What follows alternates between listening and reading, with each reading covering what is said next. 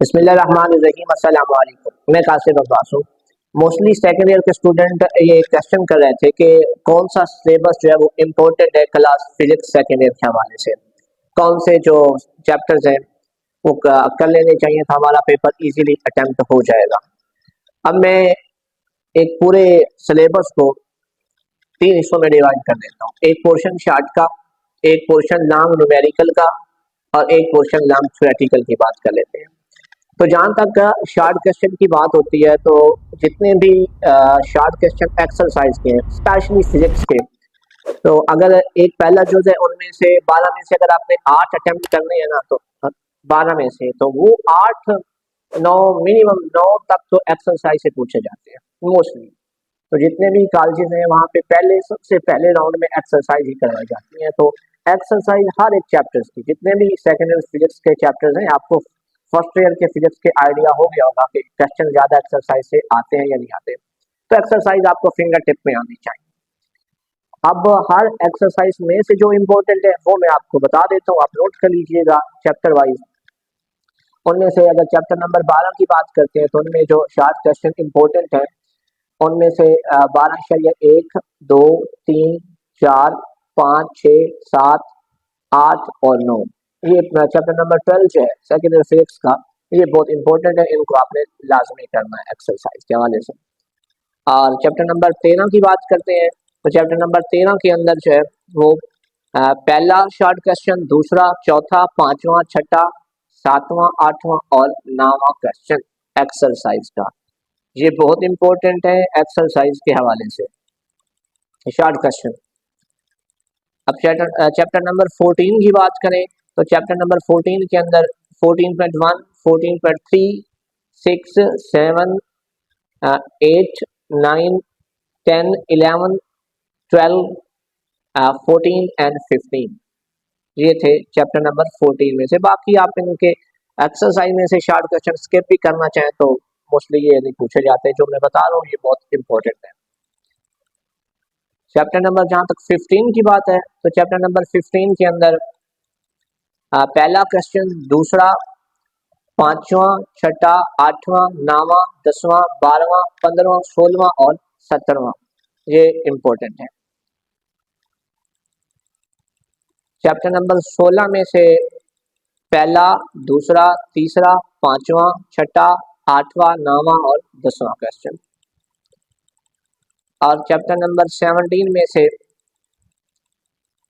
17.1 2 3 4 5 6 7 8 9 10 and 11, ये वो wise chapter है जिसकी सिर्फ आप एक्सरसाइज भी कर लें तो आपका पूरा चैप्टर क्लियर हो जाता है। चैप्टर नंबर 17 यानी कि प्रैक्टिकल पीछे करने की जरूरत नहीं है, सारा पेपर क्वेश्चन जो है एक्सरसाइज में इसके पूछे गए हैं, तो इसकी सिर्फ एक्सरसाइज ही काफी है, लॉन्ग भी अटेम्प्ट हो जाएगा एक्सरसाइज में से।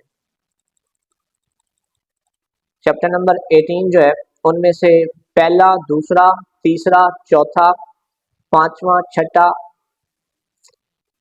उसके बाद सातवां, आठवां और 10वां, ये चैप्टर नंबर 18 के जो इम्पोर्टेंट थे, बाकी स्किप कर दीजिएगा। चैप्टर नंबर 19 में से 19.1 19.2 4 5 6 7 8 9 10 11 13 14 15 17 19 19.19 और 19.26 यानी 19.26 26वां क्वेश्चन। और चैप्टर नंबर 20 में से पहला, दूसरा, तीसरा, चौथा, पांचवा, छठा, सातवां, आठवां, 9वां और 10वां। और 21 लास्ट चैप्टर में से पहला, दूसरा, तीसरा, चौथा, उसके बाद 8वां, 9वां, 12वां और 16वां और 14वां, ये वो वाले एक्सरसाइज के क्वेश्चन है जो हर कीमत पे आते हैं। अगर आपने आइडिया भी लगाना, वेरिफिकेशन भी करनी हो, तो आप पिछले जितने भी पेपर हो चुके हैं बोर्ड के, तो आप कोई एक पेपर उठा लें तो उसमें से आपको एक्सरसाइज इन्हीं क्वेश्चन में से मिलेंगे, कोई आउट ऑफ कोर्स नहीं होते। ये श्योर होता है कि एक्सरसाइज में से ही शार्ट क्वेश्चन आपके पूछे जाने होते हैं, वो कोई बाहर से नहीं आते या कोई इतना कंसेप्चुअल बेस नहीं होते।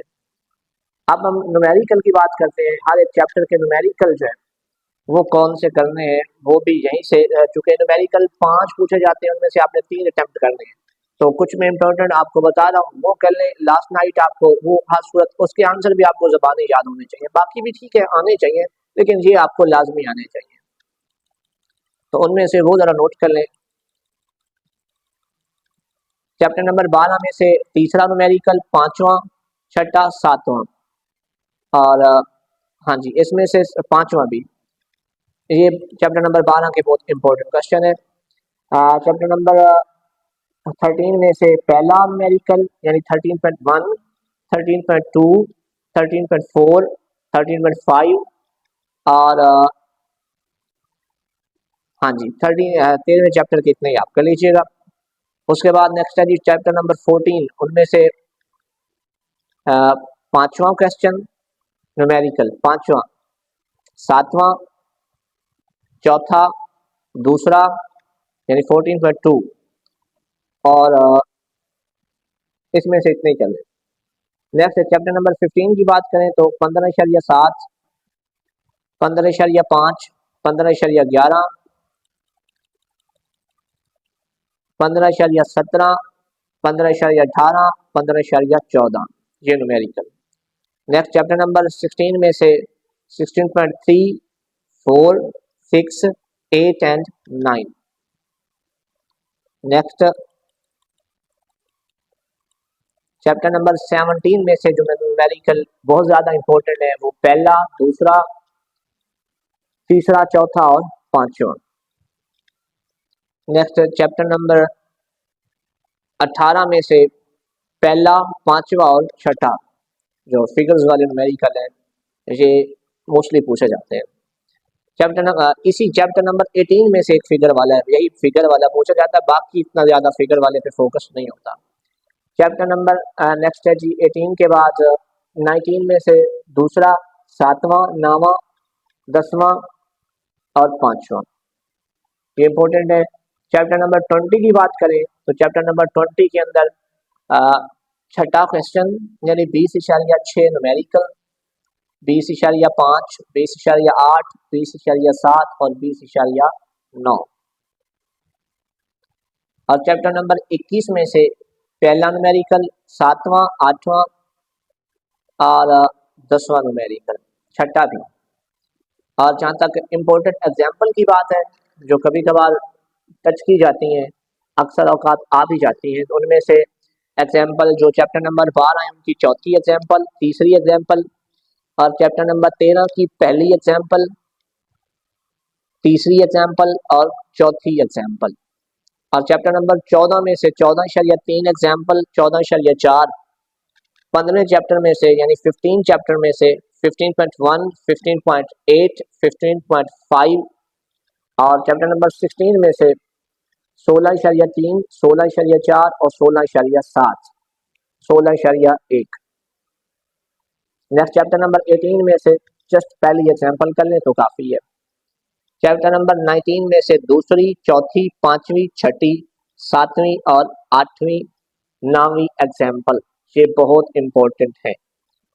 और चैप्टर नंबर 20 में से सिर्फ पहली एग्जाम्पल और चैप्टर नंबर 21 में से भी पहली एग्जाम्पल। तो ये थे आपके शॉर्ट क्वेश्चन एक्सरसाइज के हवाले से। और न्यूमेरिकल ये कर लें तो आपको काफ़ी है। इन न्यूमेरिकल्स में से आप कोई भी मिस ना करें। इनमें से जितने भी मैंने आपको बताए हैं 5 आने होते हैं तो आप इजीली 4 यहीं से आ जाते हैं। आप प्रीवियस बोर्ड पेपर से भी ये चेक कर सकते हैं। अब नेक्स्ट जो पोर्शन एंड पे रह जाता है वो लॉन्ग क्वेश्चन क्या है यानी थ्योरेटिकल का, जो न्यूमेरिकल के साथ कंबाइन होता है पोर्शन, उनका चैप्टर वाइज जरा नोट कर लें। चैप्टर नंबर 13 में से जो पहला लॉन्ग बन सकता है वो ये है कि define electric potential, calculate the electric potential at the point due two point charge, ये एक इंपॉर्टेंट क्वेश्चन है। Next define capacitance and drive the expression for the capacitance of parallel plate capacitor. Question number 3 इसी chapter 12 में से तीसरा question, define capacitor and drive formula for energy stored in the capacitor. Last, define Gauss's law and calculate electric field intensity due to infinite sheet of charges। ये ज्यादा खतरनाक question है, ये बहुत पूछा गया है। चैप्टर नंबर 13 में से जो लॉन्ग है इंपॉर्टेंट वो है state Kirchhoff first rule, explain the voltage second rule, यानी दोनों लॉ जो है किरचॉफ के, ये बहुत इंपॉर्टेंट है। दूसरा व्हाट इज व्हीटस्टोन ब्रिज, ये तो बहुत ही खतरनाक क्वेश्चन है। Wheatstone bridge, describe its construction, working and how it can be used to find the unknown resistance. इसमें से इस चैप्टर में से लास्ट क्वेश्चन जो है वो है describe construction and working of potentiometer. ये चैप्टर नंबर 13 में से 13 में से। नेक्स्ट चैप्टर नंबर 14 में से जो इम्पोर्टेंट लॉन्ग है वो भी नोट कर लें। State Ampere law and apply it to find the field due to current carrying solenoid. ये चैप्टर नंबर 15 में से, सॉरी 14 में से। Explain how charge to mass यानी e over m of electron, charge to mass ratio of electron determine. तीसरा derive expression for the force on current carrying conductor placed in uniform magnetic field. Next derive expression for the force on moving electric charge in uniform magnetic field, also determine its direction. Next derive the expression for the torque on the current carrying coil in uniform magnetic field। ये chapter number 14 में से। Next chapter number 15 में से जो important long है वो है define motional EMF and derive its relation for it. दूसरा state and prove Faraday law of electromagnetic induction. Next define and explain the phenomena of mutual induction.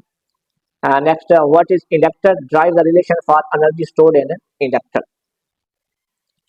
Chapter number 16 में से जो इम्पोर्टेंट लॉन्ग है वो है what is RC series circuit, derive an expression for impedance and phase angle of RC series circuit. दूसरा what are electromagnetic wave, discuss the principle of generation, transmission and reception of electromagnetic wave. Next, draw the circuit diagram of RLC series resonance circuit. Discuss behavior for AC and also write its properties. Next, chapter number 17. इसमें से आप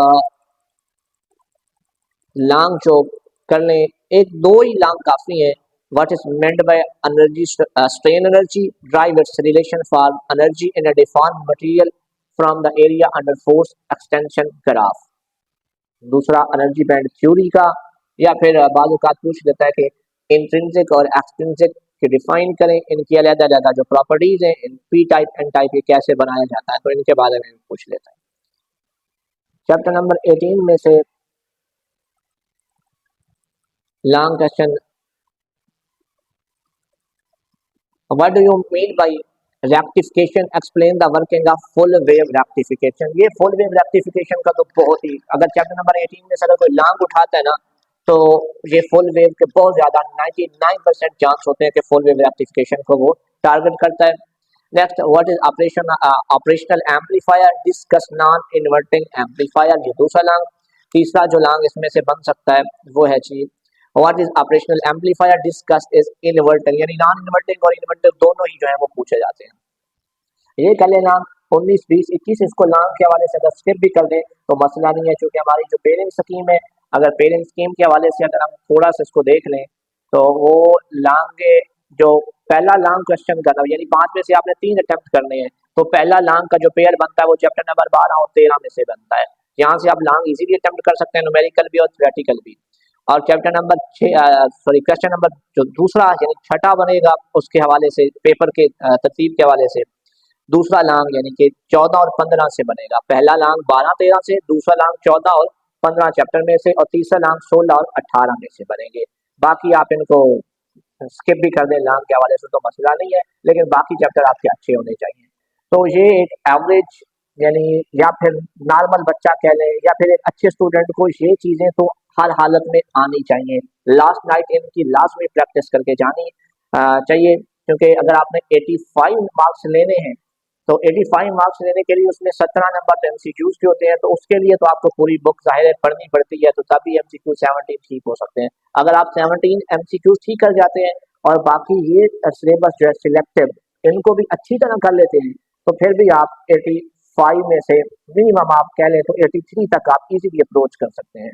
और इस पूरे syllabus को आप previous board paper के साथ मिलाएं, हर एक बोर्ड के साथ, तो आपको यही सवाल जो मैंने बताया यहीं से आपको मिलेंगे। तो इनको जरा अच्छी तरह कर लें। So good luck. अब तक के लिए इतना ही, अपना ख्याल रखिएगा। अल्लाह।